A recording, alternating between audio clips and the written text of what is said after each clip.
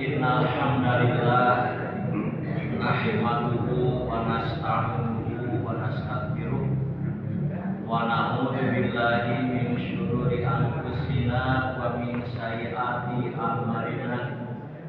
May yahdihillahu fala mudilla lahu wa may yudlil fala hadiya lahu.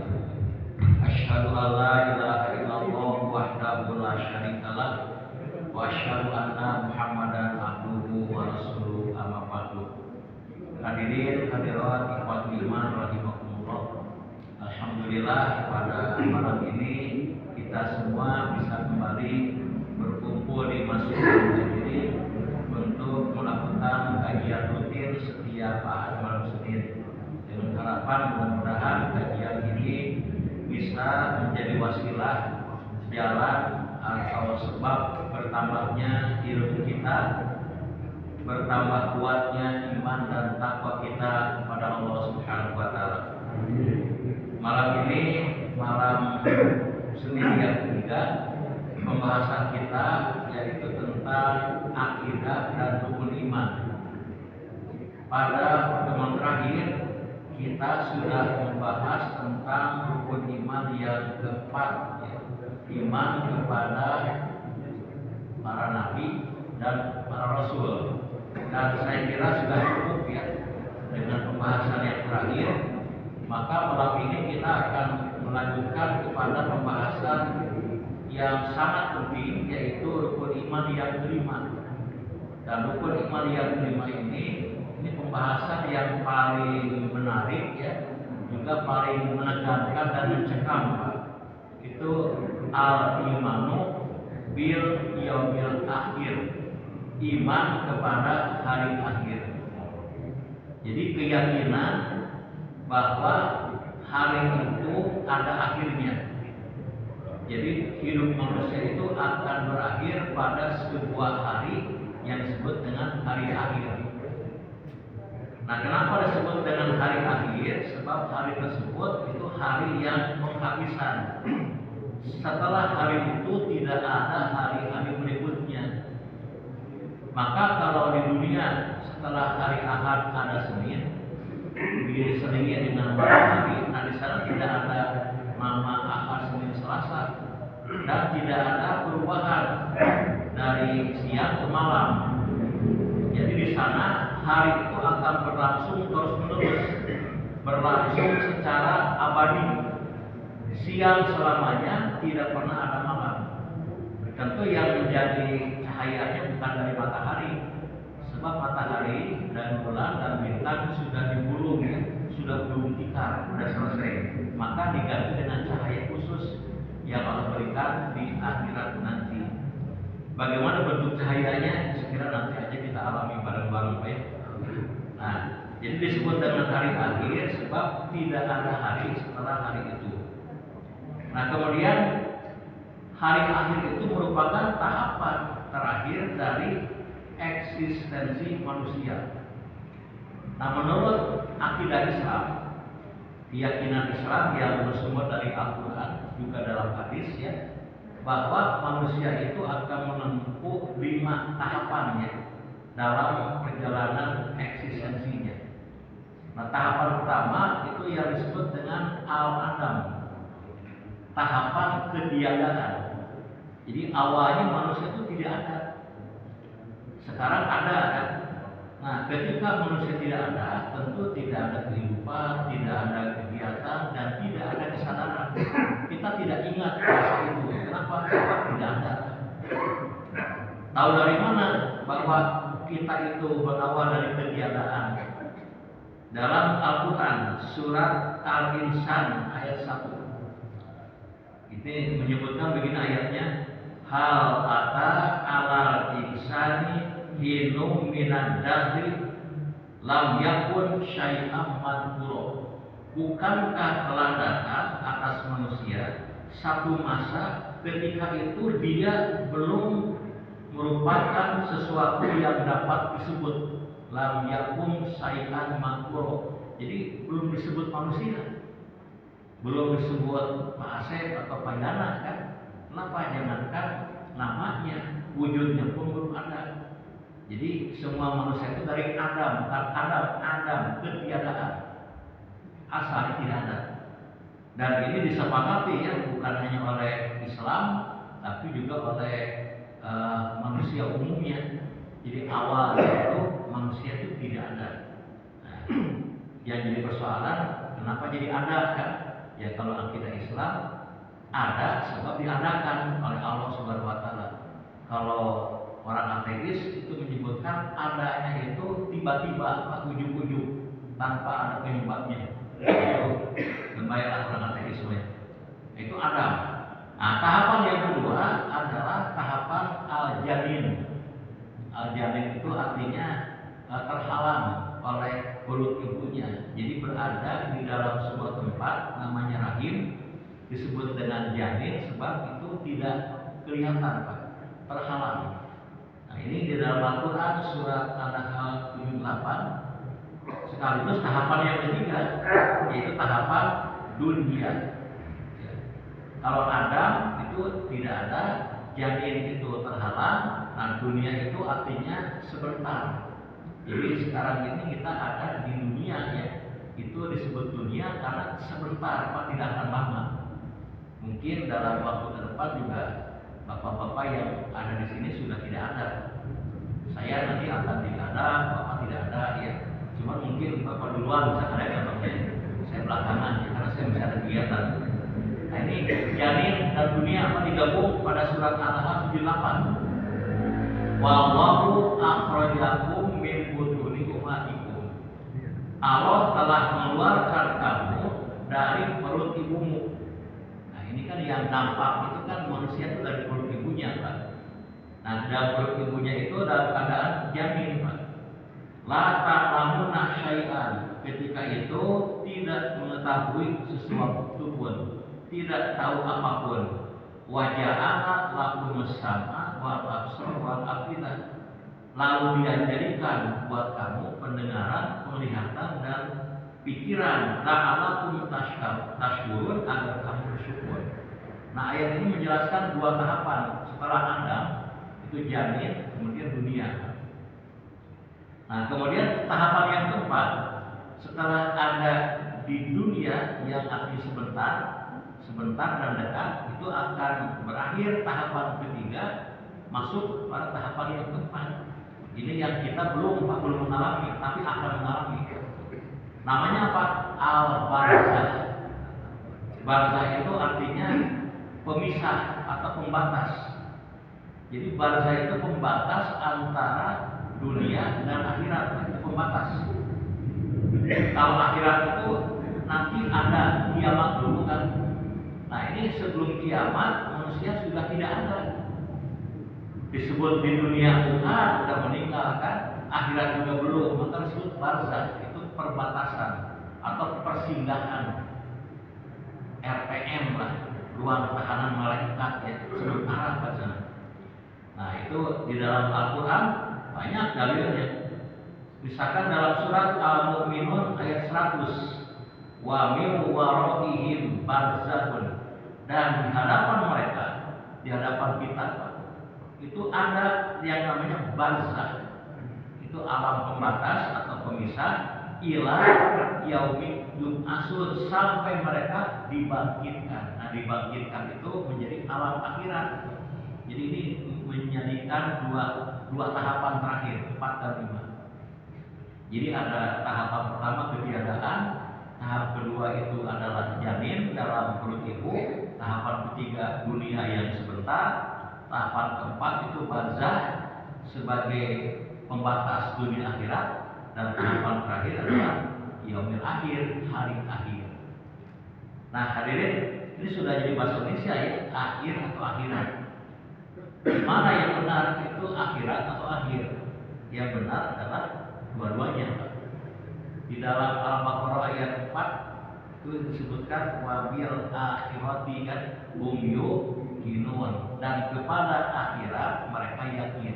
Disebut dengan akhirat, akhirah ya. Kalau akhir itu tidak pakai tamar buto. Dalam bahasa Arab kalau pakai tamar buto namanya bentuk mu'annas. Kalau tidak ada tamar buto bentuk mudzakkar. Ini pernah dulu kita belajar Pak ya, seperti saya lupa lagi. Saya udah lama kan. Nah itu dalam Al-Baqarah ayat 4, wa bil akhirati pakai tamar putus. Tapi pada ayat-ayat lain kebanyakan tidak pakai tamar putus. Misalkan pada ayat 8 Al-Baqarah itu bunyinya kan wa minan nasi may yaqulu amanna billahi wa bil yaumil akhir. Jadi di antara manusia ada yang berkata kami beriman kepada Allah dan kepada hari akhir. Jadi boleh kita sebut hari akhir atau hari akhirat. Sama artinya hari penghabisan yang tidak ada hari setelahnya. Di sana hari itu akan selamanya berlangsung. Tidak ada malam, tidak ada bentuk nama-nama hari, dan manusia pun tidak akan pernah mati lagi, akan hidup selama-lamanya. Itulah masa depan kita, keabadian, Pak. Jadi kalau kita lihat tadi tahapan yang 5 tadi, manusia itu berawal dari ketiadaan dan berakhir dengan keabadian, Pak. Nah, masalah keabadian ini memang tidak semua manusia sepakat. Orang-orang ateis banyak yang mengingkari. Mereka hanya mengatakan manusia itu berawal dari ketiadaan, berujung dengan ketiadaan pula.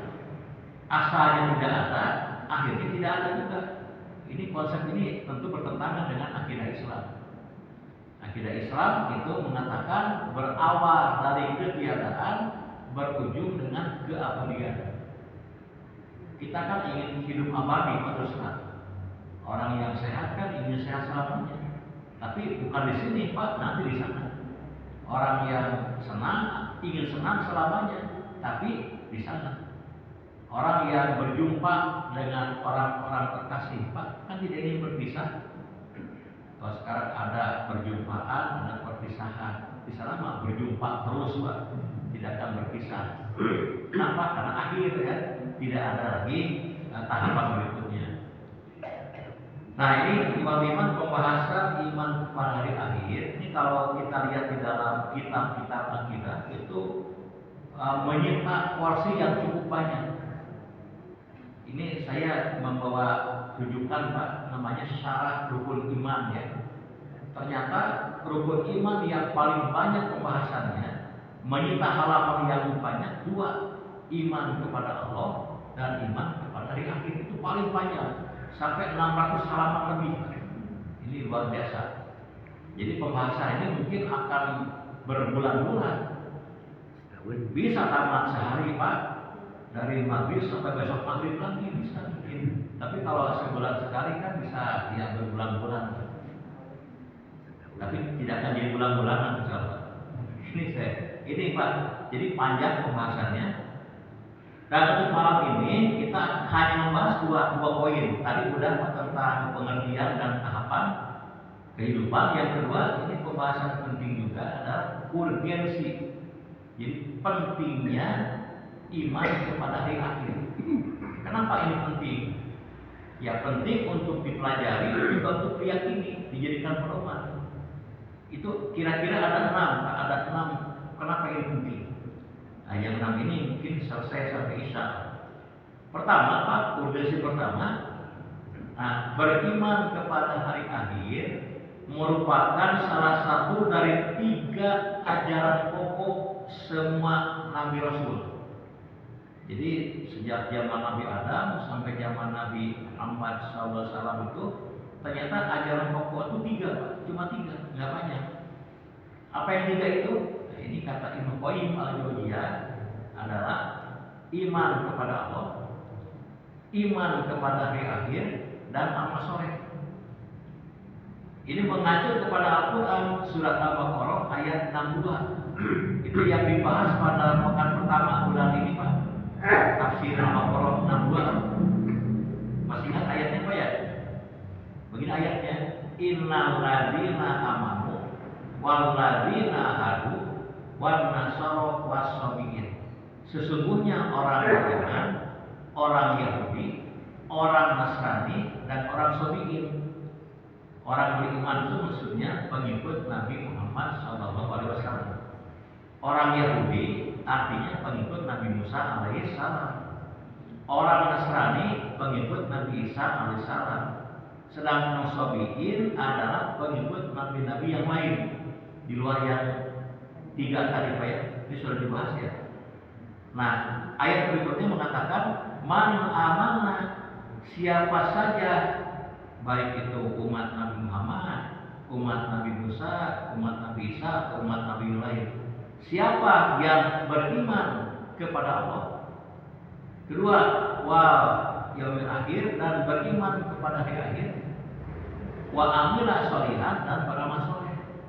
Nah, jadi ajaran yang disampaikan oleh nabi-nabi sejak zaman Nabi Nuh, Nabi Ibrahim, Musa, Isa, Muhammad itu sama tiga.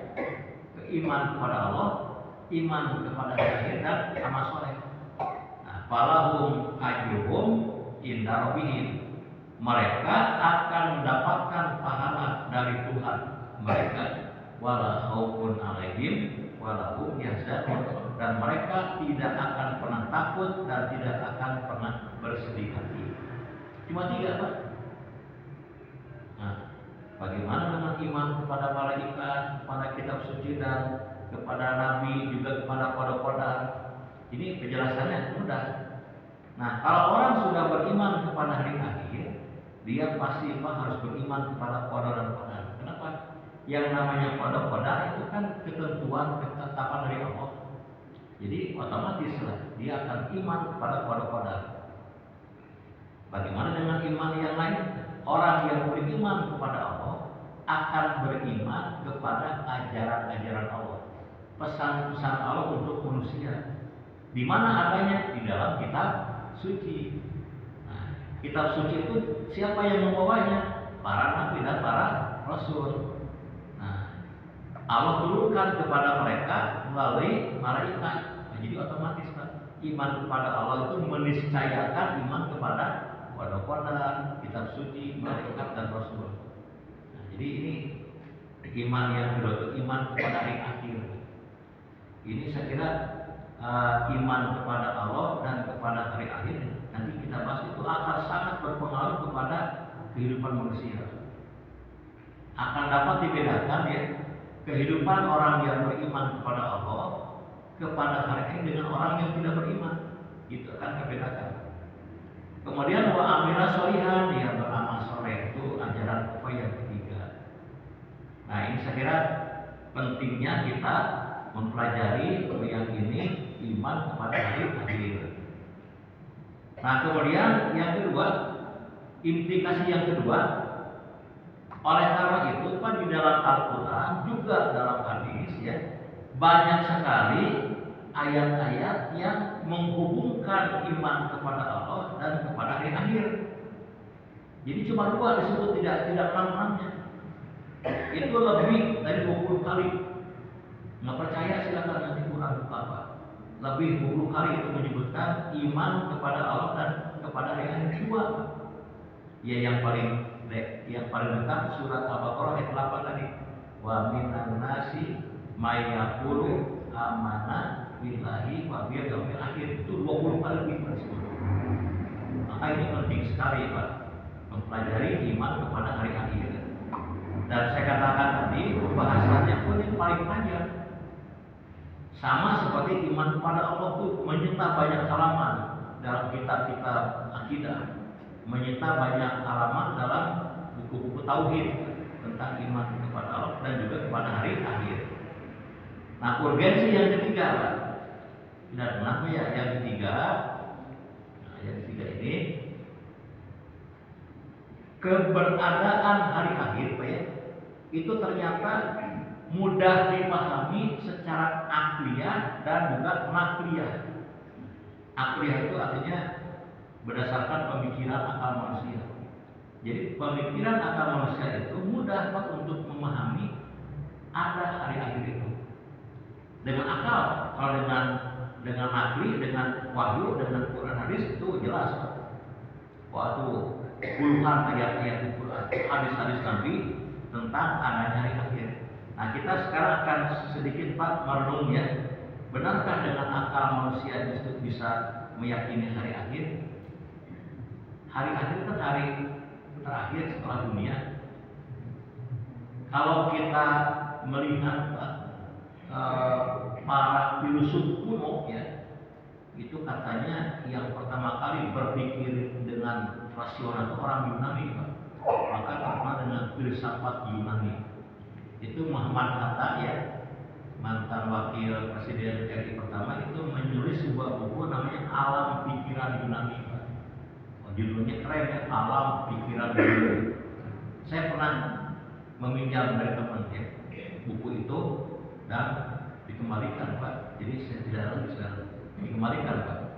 Itu dibahas tentang bagaimana para pemikir Yunani kuno ya, para filsuf Yunani seperti Socrates, Plato, Aristoteles, ternyata mereka itu berpikir dengan akalnya manusia itu mati tubuhnya tapi jiwanya abadi. Jadi kalau mereka itu dikubur, dibakar, dilempar ke laut atau dimakan binatang buas ya, itu yang hancur tubuhnya, tapi jiwa mereka, kata mereka ya, kata Plato itu, jiwanya itu abadi. Jadi mereka akan hidup lagi katanya dengan alam yang berbeda. Ya, mereka kan bukan nabi, mereka bukan ulama, mereka belum pernah ngaji muhajirin kan, tapi ternyata sampai ke sana pemikirannya. Itu Plato, Aristoteles dan Socrates, Pak. Ya. Nah, kemudian di zaman modern juga banyak para pemikir modern yang berpikir dengan jernih, menyebutkan adanya hari akhir itu adalah keniscayaan, keharusan dan kebutuhan. Saya akan ambil Pak salah satu pemikiran tentang hari akhir dengan melihat dari konsep keadilan, adil ya. Nah, kalau menurut keadilan, menurut pemikiran yang adil, orang yang baik harus mendapat balasan kebaikannya.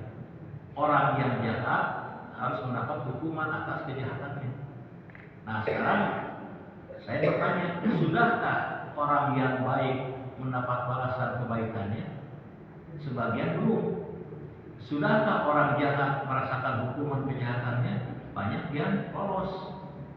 Ada penjahat yang seumur hidup belum pernah masuk penjara 1 menit pun. Harus bukan di penjara seumur hidup, masih seumur itu belum pernah. Kenapa? Karena dia banyak uang, banyak kekuasaan, hakimnya dibayar, jasanya dibayar. Ini katanya ada apa di negara mana tuh hakim yang dibayar?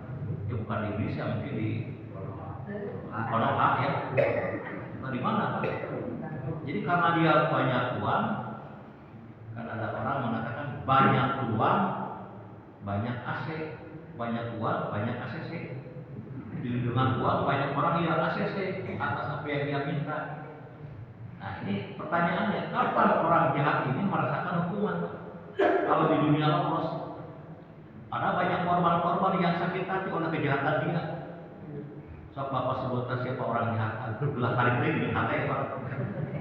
Ada nggak orang jahat yang belum dihukum sekarang di Indonesia? Oh banyak Pak. Jangan-jangan Bapak masuk ya? Sekarang kalau mereka keburu mati, kapan akan mendapat hukumannya? Itu butuh suatu hari. Itu hari akhir. Kalau tidak ada hari akhir, di mana keadilan? Nah, orang baik juga, orang baik banyak yang berjasa untuk kemanusiaan, tapi mereka tidak pernah mendapatkan balasan atas jasa kebaikannya. Keburu mati. Para pahlawan, para pejuang, silakan sebutkan beberapa orang. Banyak yang belum mendapatkan jasa dari perjuangannya. Butuh kan waktu khusus. Kapan? Yaitu hari akhir. Nah, belum lagi Pak, kalau kita melihat keadilan lain, misalkan ada seorang bapak yang terbunuh, seorang perempuan yang sedang hamil terbunuh, nah, anaknya lahir tidak ketemu bapak, nggak ketemu ibunya kan. Nah, sekarang menurut keadilan Pak, si bayi ini kan harus Pak ketemu bapak ibunya. Di mana? Udah meninggal kan? Nanti. Jadi harus ada ini penjelasan bahwa adanya hari akhir itu dapat dipikirkan dengan akal sehat. Kalau Quran hadis jelas banyak berbicara. Nah, itu urgensi yang ketiga Pak ya. Nah, kemudian yang keempat, yang keempat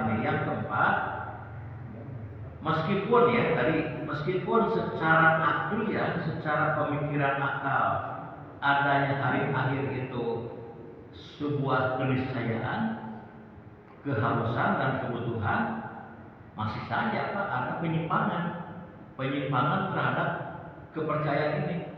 Nah, penyimpangan yang paling parah adalah orang yang menolak, masih ada yang menolak, yang mengingkari. Kalau di Quran banyak Pak, di zaman jahiliyah itu orang-orang jahiliyah yang mengingkari hari akhir. Kalau Allah mereka tidak mungkin mengingkari, hari akhir banyak mengingkari. Coba lihat surat Yasin ya, ayat yang terakhir. Itu ada pertanyaan orang kafir begini. Man yuhyil idoma wa hiya ramim. Ada itu ya. Man yuhyil idoma wa hiya ramim. Siapa yang menghidupkan tulang-tulang yang telah hancur? Di mereka itu tidak akan mengerti. Mana mungkin tulang yang sudah hancur, tubuh yang telah remuk itu hidup kembali, nyusun lagi. Nonsen, ini mah khayalan. Jadi mereka bertanya, siapa yang menghidupkan tulang-tulang yang telah hancur? Apa jawaban Al-Quran Pak? Qul. Nah, jawab oleh Muhammad, qul yuhyiha alladzi ansha'a awala marrat. Yang menghidupkan adalah yang menghidupkan pertama kali. Itu logika Al-Quran begitu. Bagi Allah, menghidupkan yang sudah mati lebih mudah daripada menghidupkan yang belum ada. Kan tadi dari tidak ada, dari tidak ada menjadi ada, itu kan menakjubkan. Kenapa orang itu tidak percaya Allah menghidupkan yang mati menjadi hidup lagi? Menghidupkan yang tidak ada menjadi ada saja itu mudah. Jadi angkul yuhyiha alladzi ansha'a awala marrat. Itu kan banyak surat Yasin, yang menghidupkan itu adalah yang menghidupkan pertama kali. Itu dia. Jadi kalau ada ya orang yang heran, aneh, masa orang yang mati hidup lagi. Lebih aneh lagi yang tidak ada jadi ada. Itu lebih aneh lagi. Nah itu Pak. Jadi pertama adalah ada penolakan dari beberapa orang dan zaman dahulu juga sampai zaman modern sekarang. Zaman sekarang mungkin penolakannya di kaum ateis, Pak. Ateis, orang yang tidak percaya kepada agama, kepada wahyu, itu mereka menolak adanya hari akhir. Ini sama Pak, hujahnya tidak ada bukti saja, tidak ada keterangan bahwa hari akhir itu ada. Bahkan ada seorang psikolog modern ya, namanya Sigmund Freud, itu terkenal ya. Sigmund Freud, dia itu termasuk psikolog ateis. Dia itu menentang agama. Dan dia mengatakan Pak, salah satu ajaran agama yang paling tidak masuk akal adalah adanya akhirat. Dan kata dia, kenapa banyak orang percaya akhirat? Karena dia mengalami kehidupan yang mengerikan di dunia. Orang miskin kan, dia ingin kaya. Nanti ada kayanya di akhirat, dia percaya ya. Orang yang tertindas ya, dia membayangkan adanya kebahagiaan di balik dunia ini. Jadi kata Sigmund Freud ya, orang yang percaya kepada hari akhir itu hanya ilusi saja, khayalan, dan tidak ada kenyataannya. Itu penyakit kejiwaan. Jadi bapaknya dianggap sakit jiwa ya. Bapak percaya akhiratnya, maka katakan dia percaya. Sakit jiwa kata Sigmund Freud, padahal yang sakit jiwa adalah ya dia sendiri. Jadi dianggap ilusi, dianggap utopia ya. Jadi itu kan hanya keyakinan yang tidak ada kenyataannya. Itu kata Freud, itu penyimpangan. Penyimpangan yang kedua, nah, ini agak lumayan Pak, parah-parah bukan lama. Jadi meyakini adanya hari akhir, tapi tidak meyakini adanya kebangkitan jasmani. Jadi kebangkitan di sana itu hanya rohani, ruh saja, jiwa, fisik jasad tubuh sudah hancur. Logikanya tadi, kan manusia udah dikubur, udah hancur, dimakan binatang buas, udah hanyut, cabai atau sudah dibakar jadi abu kan, jadi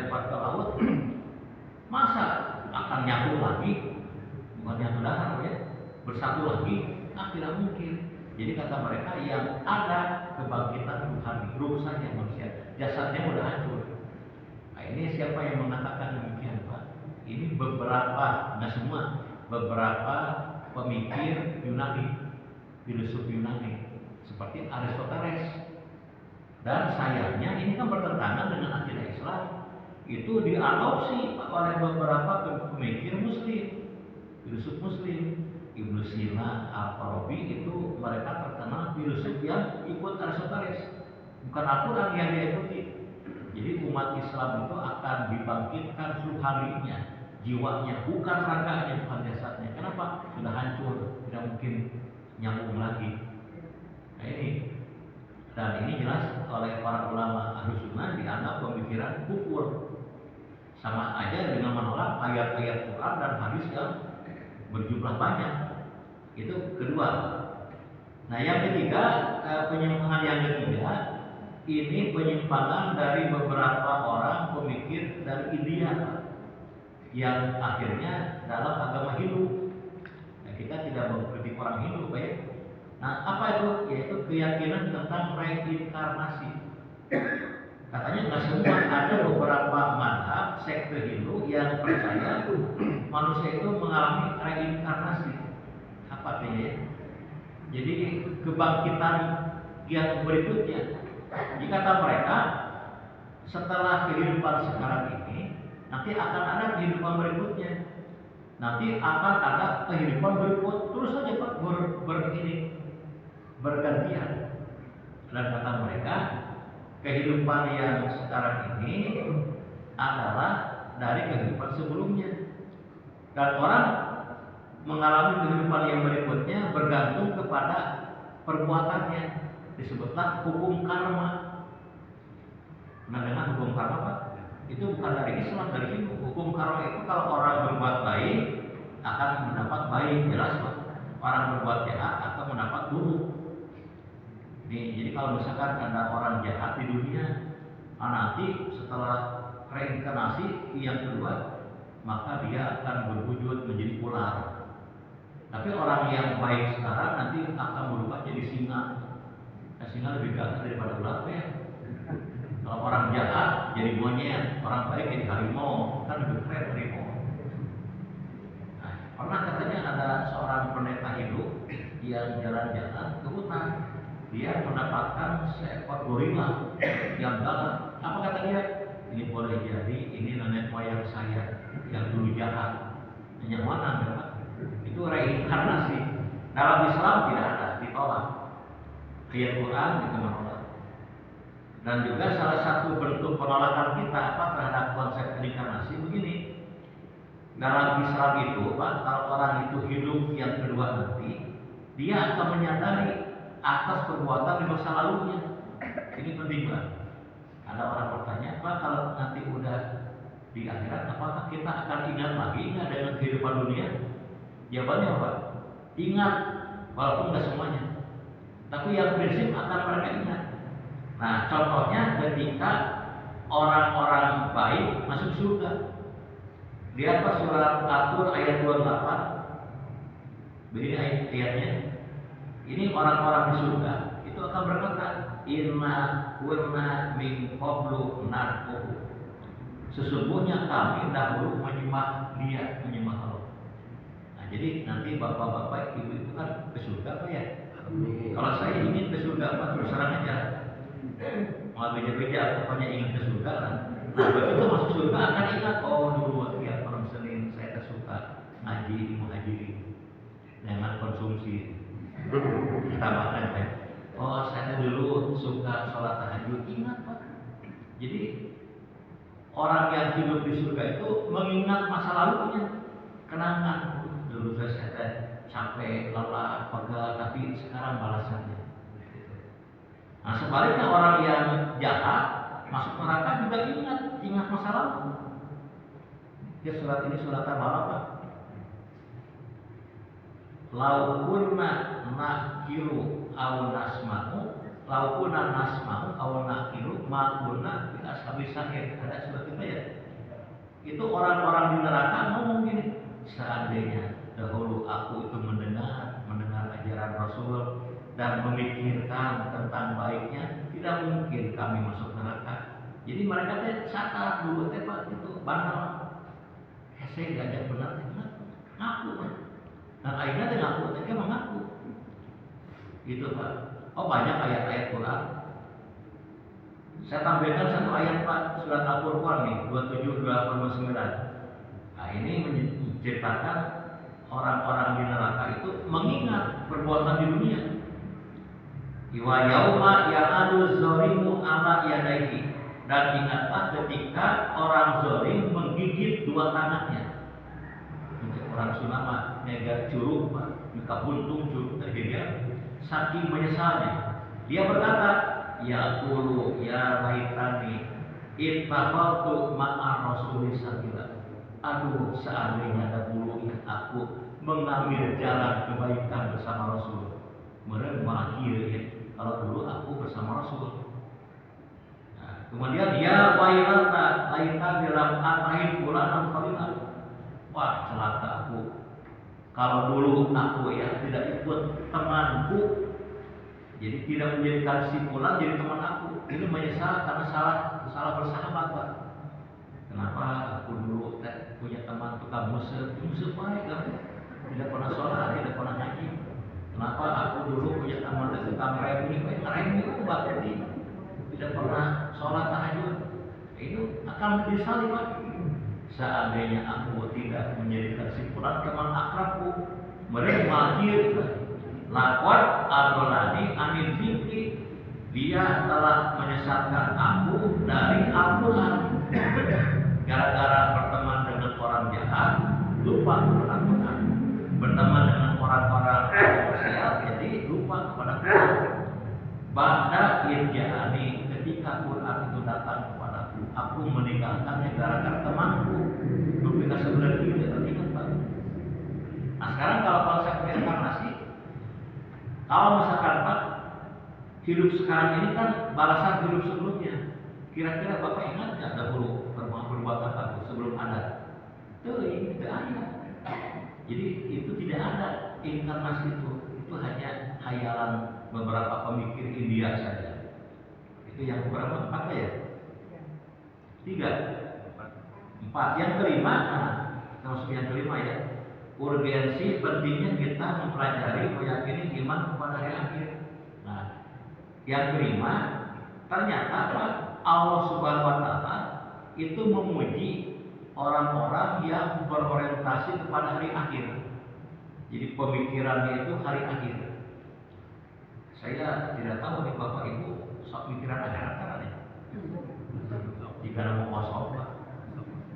Maka karena suka kan ini dipuji oleh Allah. Jadi kalau dari pagi sampai malam itu kira-kira berapa menit kita ingat akhirat, berapa menit tidak ingat.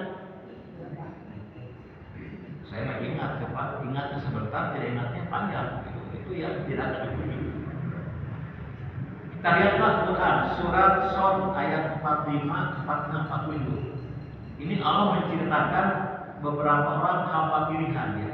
Siapa mereka? Wadkur ibadana Ibrahimah wa Ishaq wa Yaqub. 3 orang Pak. Ibrahim, Ishak, Yaqub. 5 kaki anak yang hijau Pak. Ibrahim punya anak, Ishak punya anak, Yaqub kan. Nanti Yusuf. Nah, Allah memuji ulil aidi wa absar. Mereka itu memiliki prestasi yang hebat dan ilmu yang tinggi. Nah, kemudian inna akhlasnahum bika risotin dikrodar, dan kami telah memilih mereka sebab mereka banyak mengingat akhirat. Jadi dipuji Pak, banyak akhirat. Wa innahum indana amina mustofaina akhirat, dan mereka pada sisi kami benar-benar termasuk orang-orang pilihan yang paling baik. Ya kalau ingat akhirat kan akhiratnya masih jauh Pak. Nah yang paling dekat aja Pak, sebelum akhirat kan ada barzakh, kematian. Dalam Islam mengingat kematian itu penting Pak. Bahkan kriteria orang yang cerdas itu orang yang mengingat kematian. Itu orang cerdas. Kalau orang yang dungu tidak pernah ingat mati. Rasul nama anu pintar ingat mawat, anu balebuk tak ingat. Balebuk kenal Pak, awal dari pintar. Nah ini dalam hadis Ibnu Majah, beberapa sahabat bertanya kepada Nabi, Pak ayul mu'minina amyasu. Siapakah orang beriman yang paling cerdas?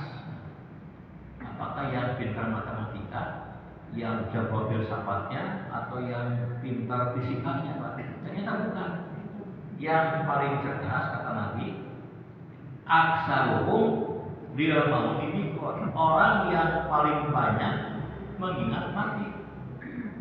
Jadi kalau tiap hari kita misalkan tiap sholat, Pak, sholat maghrib ingat mati, sholat isya ingat mati, menjelang tidur ingat mati, sholat tahajud ingat mati, wah itu cerdas. Tapi kalau sedang sholat ingat konsumsi, cinta kebahagiaan. Sebelum tidur ingat besok mau kemana jalan-jalan. Ketika sholat zuhur ingat pasar, isi zuhur menungguan. Itu berarti bukan cerdas. Jadi orang yang cerdas, orang yang banyak ingat kematian. Kemudian wa asaluhum lima fatahu istidatan, dan orang yang paling baik mempersiapkan bekal untuk setelah kematian. Jadi ingat mati dan menyiapkan bekalnya. Kalau cuma ingat saja tidak punya bekal, sekira kurang bermanfaat. Seperti orang berutang, yang paling baik orang yang ingat utang dan mayar. Kalau ingat saja lumayan, jeblok. Bukan orang baik. Saya ingat baik kalau utang, mayar itu, kita Korea mayar. Bukan, apa yang paling baik itu mayarnya. Cuma bayar itu kan lewat ingat dulu. Jadi mempersiapkan bekal untuk akhirat itu penting, Pak. Tapi awalnya ingat dulu kematian sebagai gerbang menuju akhirat. Nah ini jadi pentingnya kita beriman kepada hari akhirat, sebab Allah itu memuji orang-orang yang orientasinya ke akhirat, banyak ingat kematian. Saya sampaikan satu hadis tadi, Pak ya. Nah, Nabi bersabda nih dalam hadis Tirmidzi, aksiru dzikra hadimir razak yaknil maut. Perbanyaklah mengingat kematian sebagai pemutus kelezatan. Jadi kematian itu memutuskan kelezatan, kesenangan. Berhentilah Pak kesenangan kelezatan dengan datangnya kematian. Dan kata Nabi harus banyak ingat kepada peristiwa itu. Apa ini Pak pentingnya ya? Ya pentingnya itu disebutkan nanti dalam beberapa fatwa para ulama. Saya gini, man aksar dzikronot ukrima bisalasati asya. Siapa orang yang banyak ingat kematian akan mendapatkan 3 keuntungan. Apa? Yang pertama adalah dia akan takjilun taubat, akan segera taubat. Taubat itu kan berpindah dari maksiat ke taatnya. Jadi kalau orang ingat kematian, Pak, segera taubat. Orang yang belum zakat, segera zakat, Pak. Kenapa? Takut nanti mati datang, saya belum zakat. Orang yang misalkan suka mabuk-mabukan, berhenti, kenapa? Takut pas saya mabuk, saya mati, kan celaka. Saya punya seorang teman Pak di SMP ya, itu dulu tukang nyanyi, tukang joget Pak. Oh joget kejagoan. Tahun kemarin ada reuni dengan teman-teman, ada musik ya, pada joget kan. Saya bikin joget atau muat sir maut berjoget ini muat bersolat. Jadi dulu makan dia kalau ada musik joget, sekarang mah berhenti. Kenapa? Takut saya joget mati ya. Gitu Pak. Jadi segera ya tobat. Kenapa? Kalau ingat mati. Ya, bagi siapa ya? Kita sebut sedikit. Yang kedua adalah kata ulama itu, dia akan semangat beribadah. Jadi ngaji dia baru senang kesemangat. Kenapa? Takut nanti nggak sempat lagi ngaji.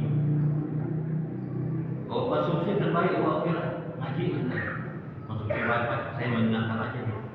Kemudian yang ketiga, dia akan qanaah. Apa qanaah itu? Menerima pemberian Allah. Jadi diberi duit banyak, dia menerima jelas. Diberi duit sedikit pun, dia akan menerima. Hati senang walaupun tak punya uang. Kata Gus seperti itu. Itu qanaah namanya Pak. Kenapa qanaah? Sebab ya, dia yakin hidup ini akan berakhir dengan mati. Jadi nanti ajalah udah mati kita merasakan bahagia yang abadi. Itu Pak ya, saya kira itu aja dulu 5 urgensi kenapa kita harus meyakini dan mempelajari iman pada hari akhir. Ini masih panjang perjalanan kita. Insya Allah kita lanjutkan pada pekan ketiga tahun yang akan datang. Bulan 26 ya. Alhamdulillah. Assalamualaikum warahmatullahi wabarakatuh.